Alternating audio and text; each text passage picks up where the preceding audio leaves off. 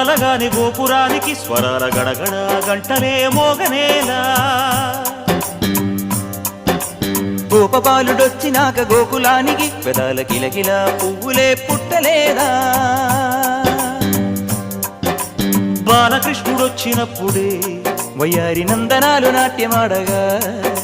వారసుండి చూసినప్పుడే వరాల వాంఛలన్నీ పల్లవించగా నందుడింట చిందులేసే అందమైన బాలుడే తనవాడై